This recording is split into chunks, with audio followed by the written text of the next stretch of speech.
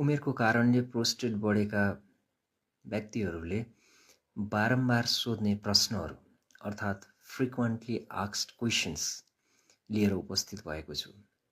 पहिलो जिज्ञासा छ, मेरो प्रोस्टेट लामो समय बित्दाखेरिमा कतै क्यान्सरमा परिणत त हुँदैन?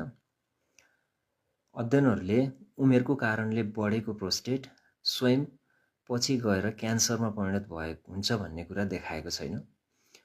प्रोस्टेट क्यान्सर भनेको अनियन्त्रित रूपमा प्रोस्टेटका कोशिकाहरू वृद्धि हुने अवस्था हो भने उमेरको कारणले प्रोस्टेट बढ्ने भनेको चाहिँ नियन्त्रित हिसाबले प्रोस्टेटका कोशिकाहरूको सङ्ख्या बढ्ने र तिनीहरूको आकार पनि बढ्ने भएकोले समग्रमा प्रोस्टेट ग्रन्थि ठुलो हुने अवस्था हो। दोस्रो जिज्ञासा छ, प्रोस्टेट बढेका बिरामीले कति समयमा युरोलोजिस्ट डाक्टरलाई परीक्षण गराइराख्नुपर्छ अथवा अन्य जाँचहरू गर्नुपर्छ?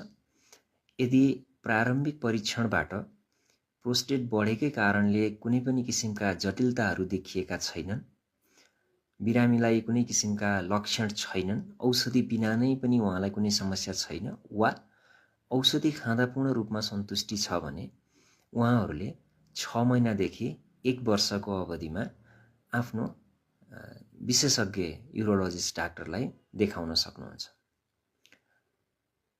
अल्ट्रासाउन्ड अर्थात् भिडियो एक्सरे कति समयमा गर्ने? प्रारम्भिक परीक्षणमा प्रोस्टेट ग्रन्थि बढेकै कारणले गर्दा अन्य कुनै जटिलताहरू जस्तै धेरै पिसाब बाँकी रहने, मूत्रनलीको माथिल्लो प्रणाली जस्तै मूत्रनली तथा मृगौला सुन्निने समस्या जस्ता समस्याहरू देखिएका छैनन् र बिरामी औषधि बिना वा औषधि सहित यदि सन्तुष्ट हुनुहुन्छ भने अल्ट्रासाउन्ड पनि त्यही 6 महिना वा वर्ष दिनको अवधिमा विशेषज्ञलाई देखाएपछि गर्न सकिन्छ।